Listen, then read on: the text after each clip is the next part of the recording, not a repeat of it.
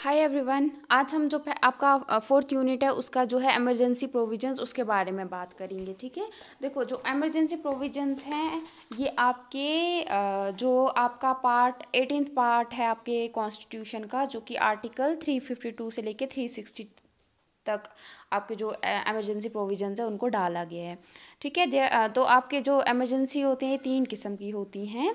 सबसे पहले कब डिक्लेयर की जाती है, जो आर्टिकल 352 में जो इमरजेंसी दी गई है ये तब लागू की जाती है जब आपका एक्सटर्नल एग्रेशन और आर्म्ड रेबिलियन होगा। यानी कोई आप पे ये कर देना, मतलब जब आपको मतलब बाहर से कुछ खतरा हो, आपका कोई बाहर से जो कंट्री है वो आप पे हमला कर दे या आर्म्ड रेबिलियन हो जाए। उसके बाद इमरजेंसी वॉज डिक्लेयर्ड अंडर, जो ये वाली इमरजेंसी है ये आपकी कब लागू की गई थी, जब first time provision for the first time in wake of war with China on, तो जब हमारा चाइना के साथ अक्टूबर 26 1962 का वॉर हुआ था, उस टाइम पे ये जो इमरजेंसी है पहली बार लागू की गई थी। तो ये कब तक लगाई गई थी, अक्टूबर से लेके जनवरी 10 1968 तक चली थी। उसके बाद है another proclamation of emergency took place on December. उसके बाद वापस से ये जो इमरजेंसी इसको लागू किया गया था कब, दिसंबर 3 1971 में, जब इंडिया पाकिस्तान का वॉर चल रहा था। इसके बाद थर्ड इमरजेंसी वॉज, उसके बाद जब ये चल रही थी इसके साथ साथ ही फिर आपका जून 1975 में तीसरी बार इसको लागू किया गया था, और उसके बाद इसको कब हटाया गया था, 1977 में। ठीक है, तो ये है आपका it was the darkest period of. इसके बाद critics argue that the third emergency was intended to more to retain Mrs Indira Gandhi in power than there was the actual threat. तो बहुत सारे इसके जो खिलाफ बोलते हैं लोग कि ये जो जब इस टाइम में मिसेस इंदिरा गांधी की जो गवर्नमेंट वो चल रही थी, तो वो थी प्राइम मिनिस्टर, तो बहुत सारे लोग बोलते हैं उनको उस टाइम पे उनको लगा कि मेरी पावर को खतरा है, तो उसके लिए उन्होंने ये जानबूझ के तीसरी बार इमरजेंसी लगाया था जबकि इसकी ज़रूरत नहीं थी। तो it was the darkest period for Indian democracy as there was arbitrary detentions for a prolonged period of time and accusation of widespread infringement of fundamental rights। और वो बहुत बार बोला जाता है इंडियन जो डेमोक्रेसी है इसका ये डार्केस्ट पीरियड, जो सबसे काला जो टाइम था वो यही था, क्योंकि इस टाइम पे बहुत बार लोगों को ऐसे ही उठा के बंद कर देते थे बिना किसी वजह के, और बहुत टाइम तक उनको बंद रखते थे। उनको बहुत मतलब ये फंडामेंटल राइट्स वगैरह लोगों के छीने गए, लोगों को मतलब मारते थे, मारपीट होती थी, तो परेशान किया जाता था। तो ये बोला जा रहा है यहाँ पे। फिर आपका general emergency. An emergency can be proclaimed when the security of the country is under threat or is under the danger of a threat from hostile countries during times of war, or only to state whether an act was in contravention of provisions of the constitution or not। देखो emergency कब लगाई जाती है, जब एक country को लगता है कि मुझे बाहर के जो मेरे आसपास की कंट्रीज़ हैं उनसे खतरा है या वो हमला करने वाले हैं, उस टाइम पे लगा सकते हैं ये। ठीक है, देखो डिक्लेरेशन ऑफ कॉन्स्टिट्यूशनल इमरजेंसी ये आपका जनरल इमरजेंसी है। उसके बाद जब आपका ये पहली इमरजेंसी है, ठीक है, उसके बाद है डिक्लेरेशन ऑफ कॉन्स्टिट्यूशनल इमरजेंसी। यहाँ पे क्या होता है, the most contentious and abuse emergency provision is article 356। जो सबसे बुरे तरीके से यूज़ किया गया इमरजेंसी का ये है ना, जब इमरजेंसी जिस प्रोविजन है जिसको बुरे तरीके से यूज़ करते हैं अपने फ़ायदे के लिए, तो वो है article 356। If the president receives a report from the governor of a state stating that the constitution machinery has been broken down और that administration of the state can no longer be carried out in accordance with the provisions laid down in the constitution of India and emergency can be declared in that state. देखो कभी भी इसमें क्या होता है, जब भी एक प्रेसिडेंट को कोई गवर्नर, स्टेट का कोई गवर्नर है, वो प्रेसिडेंट को ये रिपोर्ट भेजता है, लेटर भेजता है, जिसमें बोलता है कि जो एक इस स्टेट की जो कॉन्स्टिट्यूशन मशीनरी, ये जो स्टेट है कॉन्स्टिट्यूशन के ऊपर नहीं चल रहा है, बिना पूरे इसमें जो हालात है ख़राब हो गए हैं, और ये जो स्टेट है अब जो इसको जिस तरीके से चलने के लिए बोला गया कॉन्स्टिट्यूशन ऑफ इंडिया ने, ये उस तरीके से बिल्कुल भी नहीं चल रहा है। उस टाइम पे जो प्रेसिडेंट है वो स्टेट में इमरजेंसी लगा सकते हैं। तो ये है आपका the provision allows dismissing the state government and the president may do so even if he is otherwise satisfied of a constitutional breakdown in the state. देखो the provision allows dismissing the state government and bringing it under president rule और central rule. तो ये जो provision है ये इस time पे president को ये पावर देता है कि वो उस स्टेट गवर्नमेंट को डिसमिस कर दे और जो वो स्टेट है उसको अपने प्रेसिडेंट के रूल में या सेंट्रल रूल में ले आए। Under such a condition the governor of state assumes all functions or carries out the administration in the state on behalf of the president, that is center with the aid of his advisors appointed by president upon recommendation of Union Council of Ministers. तो इस time पे क्या होता है, फिर जो governor है वो सारे, जो इस टाइम पे चीफ मिनिस्टर को हटा दिया जाता है, जो जितने भी पावर्स वगैरह उसके हैं वो सारी गवर्नर उसको इस्तेमाल करता है, गवर्नमेंट स्टेट को चलाने लगता है, और उसको ये पावर कौन देता है, प्रेसिडेंट देता है, ठीक है, और जो कि सेंटर है। उसके बाद किसकी वो उसको कौन फिर एड और एडवाइस करेगा, कौन उसको एडवाइजेस वगैरह देगा, वो आपका उसके कुछ बंदे होंगे जो उसको एडवाइस वगैरह देंगे, जो कि काउंसिल ऑफ मिनिस्टर्स जब प्रेसिडेंट को ये करते हैं, मतलब रिकमेंड करते हैं कि इन बंदों को इसके लिए भेजो, तो वहाँ पे क्या हो जाएगा, जो सेंट्रल गवर्नमेंट होगी वो काउंसिल ऑफ मिनिस्टर तो उन्हीं का पार्ट है ना, तो वो अपने हिसाब से अपने बंदों को ही बोलेंगे कि इन्हीं को हम उसकी हेल्प के लिए रखते हैं, एडवाइस के लिए रखते हैं, ताकि हमारा फ़ायदा रहे। तो प्रेसिडेंट को वो ये सलाह देंगे, हो सकता है प्रेसिडेंट वो माने और वो कर ले, रहेगा ये आपका। उसके बाद है आपका There were several instances when Article 356 was brought into force in various states. बहुत बार 356 जो है इसको लागू किया था. The first instance of dismissing a state government by invoking Article 356 even while it continued to enjoy the confidence of the state legislature occurred in 1959 in Kerala when the communist government of the day was dismissed. तो आप यहाँ पे क्या होता है, पहली बार जो state को गवर्नमेंट जो था, स्टेट गवर्नमेंट को आर्टिकल 356 की इससे हेल्प से डिसमिस किया गया था, वो था आपका 1959 में केरला में, जब कम्युनिस्ट गवर्नमेंट थी उस टाइम की, उसको डिसमिस किया गया था, जबकि उसको स्टेट जो लेजिस्लेचर था उसमें पूरा कॉन्फिडेंस मिल रहा था। उसके बाद है इसमें इम्पोर्टेंट जो है फिर है कि other instances include the dismissal of in 1975 after Janata Party swept the general elections, and subsequently in 1975 when the Congress Party returned to power. Other contentious occasions on which invoking the provision was restored in 1984 in Andhra Pradesh and later in Karnataka with the SR Bommai government was dismissed and court later subsequently had that decision was incorrect. तो same यही है। इसके बाद आपका 1977 में जब जनता party ने सारे जो इलेक्शंस वो जीत लिए थे, वो उस टाइम पे जब 1979 में when the Congress party return to, जब वो पावर में आती है, उस टाइम पे ये इस्तेमाल इसको किया गया था। अदर और कुछ ऐसे और भी हैं जहाँ जब इसको इसका इस्तेमाल किया गया था, वो था आपका 1984 में आंध्र प्रदेश में, जब आपका provision was restored are in 18 Andhra Pradesh. तो जब मतलब बाद में ये था प्रोविजन इसकी हेल्प से वहाँ की जो गवर्नमेंट थी, जो कर्नाटका में जो गवर्नमेंट, एक तो आंध्र प्रदेश, उसके बाद कर्नाटका में भी सेम SR बोम्माई गवर्नमेंट थी, उसको डिसमिस किया गया था इसकी हेल्प से, जो ये आपका जो है ना डिक्लेरेशन ऑफ कॉन्स्टिट्यूशनल एमरजेंसी, तो इसकी हेल्प से। और बाद में जो कोर्ट है उसने उसको बोला था कि ये गलत फैसला है, तो उसको वापस ले लिया गया था। अब आता है आपका financial emergency. Financial emergency can be declared under article 360 in conditions in which the financial stability और क्रेडिट ऑफ कंट्री और any part of the country is threatened. तो फाइनेंशियल एमरजेंसी कब लागू की जाती है? ये अंडर आर्टिकल 360 में आती है। ये तब लागू की जाती है जब एक कंट्री में जो उसकी फाइनेंशियल स्टेबिलिटी है वो खतरे में होती है, और उसको जो मतलब पैसे के रिलेटेड उसमें प्रॉब्लम आ जाती है, इकॉनमी के रिलेटेड। However as provided for in the 4th amendment constitutional amendment act of 1978 such proclamation needs to be approved by both the Lok Sabha and Rajya Sabha within 2 months from the date of its proclamation, or if the Lok Sabha is at that time dissolved within 30 days from the date the new house reconstituted। तो देखो क्या होता है यहाँ पे 44th amendment act जो लाया गया था 1978 में, उसमें बोला गया था कि जब भी ये एमरजेंसी लगाई जाएगी पहले दोनों हाउसेस का उस पर साइन होना चाहिए, अप्रूव होना चाहिए। उसके बाद फिर 2 महीने के अंदर पहले ये बता देना है, उसके 2 महीने के अंदर ये दोनों हाउसेस जो है आपके बता देंगे करना है कि नहीं करना है, फिर उसके बाद इसको किया जाएगा। और हो सकता है कि आपका जो उस टाइम पर अगर लोकसभा डिसॉल्व हुआ होगा तो फिर within 30 days from the date in the new house, उसके बाद ही जो जैसे ही अगर उस टाइम पे लोकसभा नहीं है लेकिन तो भी उस टाइम पे ज़रूरी था इमरजेंसी लगाना, तो फिर उसके 30 दिन के बाद ही आपको ज़रूरी नया हाउस बनाना और वापस से इस पर वोट्स वगैरह लेने उनसे। अगर वो फिर हाँ करते हैं तो फिर ये इमरजेंसी रहेगी। उसके बाद आता है आपका फेडरलिज्म। तो फेडरलिज्म क्या है इसमें? At this time of independence the diversity of country was such that the constitution makers thought it fit to have strong union government centre with the federal framework. तो जब हम इंडिया आज़ाद हुआ उस time पे जो हमारे कॉन्स्टिट्यूशन बनाने वाले लोग थे, कॉन्स्टिट्यूशन मेकर्स थे, उन्होंने बोला, जिस तरीके से उन्होंने कंट्री की डाइवर्सिटी देखी, तो उसके बेसिस पे उन्होंने बोला कि जो सेंटर है वो उसके पास ज़्यादा पावर होनी चाहिए, लेकिन फेडरल फ्रेमवर्क में होना चाहिए। तो पावर शेयरिंग होनी चाहिए इसमें, लेकिन जो स्ट्रॉन्ग रहेगा वो आपका सेंटर रहेगा। Provisions related to centre state relations are enumerated in part, आपका ये है 11th। तो इस पार्ट में आपके जो सेंटर स्टेट के जो रिलेशंस हैं वो आपके 11th पार्ट जो है कॉन्स्टिट्यूशन का उसमें डाले गए हैं।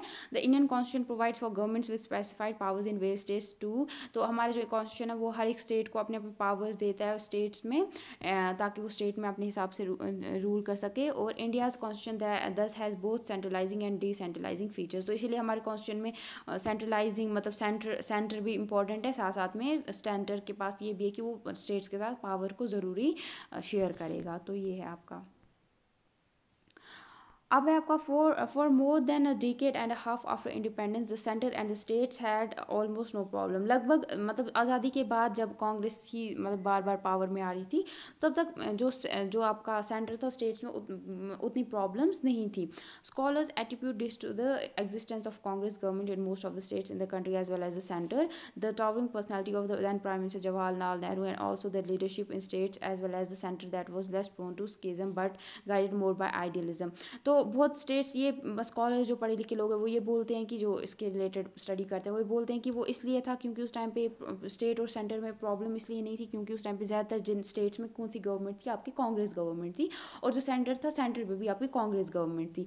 और उस टाइम पे आपके बड़े बड़े मतलब जो पर्सनैलिटी जिनकी थी, जैसे प्राइम मिनिस्टर जवाहरलाल नेहरू थे, उनकी बहुत लोग रिस्पेक्ट करते थे और बहुत मतलब ये करते थे, प्यार करते थे, जिसकी वजह से जो लोग थे वो इसमें जो मतलब बाकी पार्टीज थी वो प्रॉब्लम नहीं क्रिएट करती थी। इसके साथ साथ मतलब पार्टियों के हिस्से नहीं हुए थे अलग अलग वो, और ये इस टाइम पे वो आइडियलिज्म मतलब क्या सही अच्छा है उसके लिए थे पॉलिटिक्स में, इसलिए नहीं कि पावर आना चाहिए, पावर का गलत यूज़ करना है, अपने लिए लोगों का नहीं सोचते, बल्कि सही के लिए इस टाइम पे ज़्यादा लोग करते थे। उस टाइम पे नया नया इंडिया आज़ाद हुआ था, वो चाहते थे सारे लोग कि हम कैसे लोगों को फ़ायदा दे सके और अच्छा कर सके, तो वो था इस टाइम पे। The balance in relations tilted more in favor of the center when Indira Gandhi was the prime minister of the country। तो कब ये होने लगा, जब मतलब थोड़ा ये बैलेंस इनका बिगड़ने लगा जब हमारे यहाँ पे जो प्राइम मिनिस्टर थी वो कंट्री की इंदिरा गांधी बनने लगी। This was due not only to emergency that was imposed in 1975 but also because of weak leaders at the state level whose survival in political power was dependent on the clout that may could wield at the central level। तो ये किस लिए हुआ था? एक तो emergency उस time पे लगाई गई थी, ये तो हुआ ही था, उसकी वजह से भी प्रॉब्लम रिलेशंस ख़राब होती। इसके साथ साथ बहुत सारे स्टेट लेवल पे ऐसे भी मिनिस्टर्स थे, लीडर्स थे, जिनको मतलब बहुत ख़तरा था पावर से, मतलब वो कभी भी पावर से निकल सकते थे, उसकी वजह से भी यहाँ पे ये हो रहा था। और ज़्यादा उनको अपने पावर में रहने के लिए उनको किसके ऊपर निर्भर रहना पड़ रहा था, ज़्यादा सेंटर लेवल सेंटर के ऊपर। By the 1990s, at least a few of the states exercise great leverage the center। तो अब 1990s के बाद होता है कुछ स्टेट्स हैं जो कि सेंटर में मतलब लगभग सेंटर की तरह पावर्स को वो इस्तेमाल करने लगे, उतनी powers. A central government that lacked an absolute majority in parliament had to depend on the support of its regional allies. यहाँ पे क्या था, कोई भी सेंट्रल गवर्नमेंट थी जिसको एब्सोल्यूट मेजॉरिटी नहीं मिलती थी पार्लियामेंट में, फिर उसको अपने जो रीजनल अलाइज थे, बाकी जो ये गवर्नमेंट्स थी, सॉरी बाकी जो पार्टीज थी उनके साथ मिलके फिर उनको गवर्नमेंट्स बनानी पड़ती थी। जैसे कि आपकी Dravida Munnetra Kazhagam and the all India Anna Dravida मोनेट्रा काजागाम, ये जब मिले थे इन्होंने बनाई थी। उस तरीके से नेशनल कॉन्फ्रेंस जो कि जम्मू कश्मीर में थी, असम गणा परिषद इन असम, और कुछ more recent splinter groups of the ईस्ट वेस्ट Janata Party that have established themselves in the different states. और भी कुछ ऐसे पावर्स है जो कि अलग अलग स्टेट्स में फिर आने लग गए और मतलब उनके पास भी बहुत ज़्यादा पावर्स थे। अब है सेंटर स्टेट रिलेशन। यहाँ पे क्या है, सेंटर स्टेट इनके बीच में कैसी रिलेशन है? Problems in centre state relations came to the fore after non Congress government came to power in several state. जो सेंटर स्टेट के बीच में सबसे रिलेशन इनकी कब खराब होने लगी? जब बाकी स्टेट्स में जो ऐसी पार्टीज आने लगी जिनका कांग्रेस के साथ कोई ताल्लुक नहीं था, है ना, तो जो कांग्रेस के साथ नहीं, नॉन कांग्रेस थी वो, ठीक है। कांग्रेस के बाद जो बाकी, पहले तो कांग्रेस ही जीत रहा था मोस्टली स्टेट्स में, उसके बाद जब दूसरी पार्टीज आने लगी तो उनके बीच में फिर कांग्रेस और उसके बीच में लड़ाई होने लगी। जो सेंटर में गवर्नमेंट थी और उस बाकी जो स्टेट्स की थी उनके बीच में रिलेशंस ख़राब होने लग गए। जैसे कि उड़ीसा में, वेस्ट बंगाल में, केरला में, पंजाब में, उत्तर प्रदेश में, बिहार में 1960s के बाद। अब है financial relations. Another contentious issue is the sharing of financial resources between the center and the state and allocation of center grants to various states.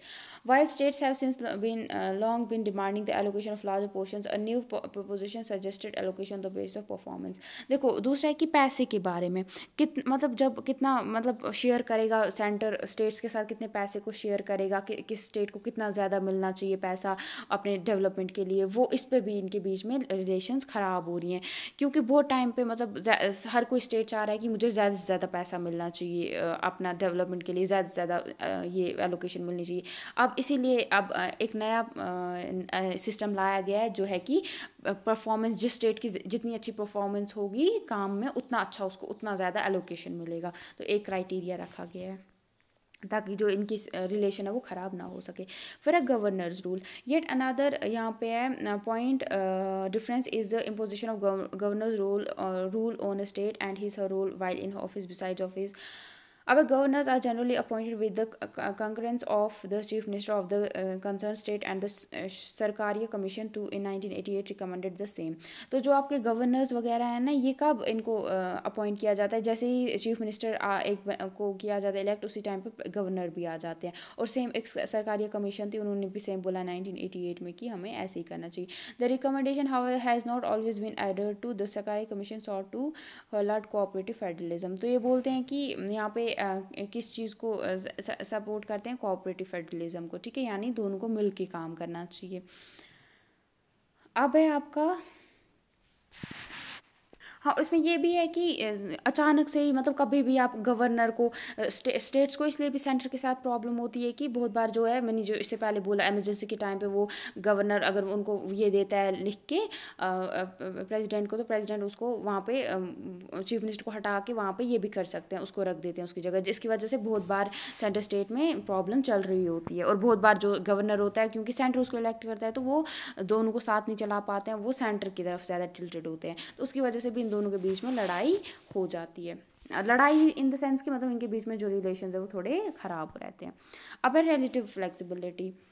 अब यहाँ पे when a constitution is amended it is expected that it would bring a chance for the better. देखो, जब भी constitution को amend किया जाता है हमारे मतलब कंट्री में, बदला जाता है, नया कुछ ऐड किया जाता है, वो किस लिए किया जाता है? इसलिए किया जाता है ताकि इसका मकसद ये होता है कि कोई अच्छी चीज़ लाया जाए और अच्छा किया जाए स्टेट में। In other words it would give more than take away any. तो अगर और इसको अच्छे से एक्सप्लेन किया जाए तो इसलिए होता है ताकि और दे, ना कि जो है वो भी ले ले, या जो है वो लेने से अच्छा है कि वो और दे। ये इसलिए कॉन्स्टिट्यूशन को अमेंड किया जाता है, जितना है उसको लेना, बल्कि उसको और मतलब दे, ठीक है, और ज़्यादा पावर्स मिले। Article 368 together with other articles.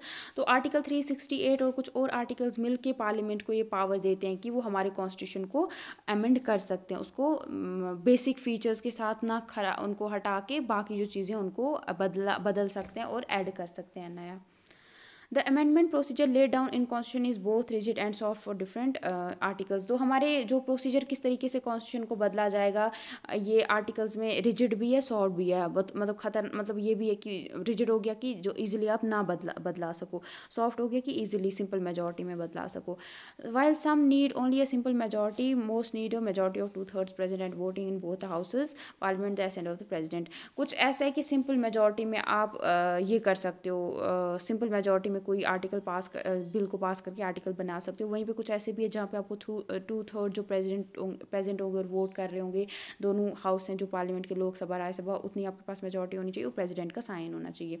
वहीं पे अगर आप टफेस्ट अमेंडमेंट प्रोसीजर की बात करोगे, वो आपका है, उसमें क्या होता है, उसमें आना चाहिए एक तो दोनों हाउस में जो लोग होंगे वो 2/3 प्रेजेंट होने चाहिए, वोट कर रहे होने चाहिए। इसके साथ साथ ऑल्सो कंटेस्ट उसमें लेजिस्लेचर, जो स्टेट के लेजिस्लेचर हैं उसमें भी consent of at least half the number, जो जितने प्रोसीजर, अगर जितने लेजिस्लेचर में लोग हैं उनके जो हाफ है उनका भी उसमें साइन होना चाहिए, जो स्टेट के लेजिस्लेचर असेंबलीज हैं। And further more it also requires, इसके साथ साथ प्रेसिडेंट का साइन भी उस पर होना चाहिए। तो ये एक प्रोसीजर है। It was in the final analysis resolved that Parliament is fully rightfully authorized to amend the Constitution, but only so long as it did not amend the basic features of Constitution. Besides, the Supreme Court has the power to decide. तो बीच में क्या हुआ था, parliament और जो आपका judiciary है, इसके बीच में लड़ाई चल रही थी किसके पास ज़्यादा पावर्स होने चाहिए कॉन्स्टिट्यूशन को अमेंड करने के बाद। तो बाद में जो ये प्रॉब्लम सॉल्व हो जाती है, उसमें ये बोला जाता है कि जो फाइनल जो कॉन्स्टिट्यूशन सबसे ज़्यादा जो मतलब सुप्रीम अथॉरिटी है कॉन्स्टिट्यूशन को अमेंड करने की, वो किसके पास रहेगी, आपके पार्लियामेंट के पास। ठीक है, लेकिन पार्लियामेंट जब तक कि वो बेसिक फीचर्स हमारे कॉन्स्टिट्यूशन को है, जैसे सेकुलरिज्म हो गया या कुछ और फीचर्स है, वो बेसिक फीचर्स ऑफ कॉन्स्टिट्यूशन है, अगर उसको, या फेडरलिज्म हो गया, इसको अगर ना हटाए, इसके साथ छेड़छाड़ी ना करे, तो बाकी सबको पार्लियामेंट अपने हिसाब से अमेंड कर सकता है। लेकिन सुप्रीम कोर्ट को ये पावर दिया गया कि उसको देखना है कि जो भी चीज़ें वो अमेंड कर रहा है वो कहीं गलत तो नहीं कर रहा है। ठीक है, उसको नज़र रखनी है इस पर।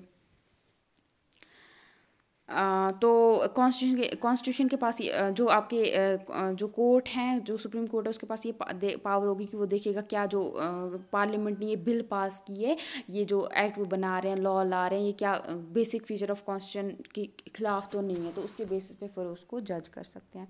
तो इसके साथ है आपका examine the parliament's power to amend the constitution of India. क्या क्या पावर्स हैं जिससे वो कॉन्स्टिट्यूशन को अमेंड कर सकते हैं पार्लियामेंट।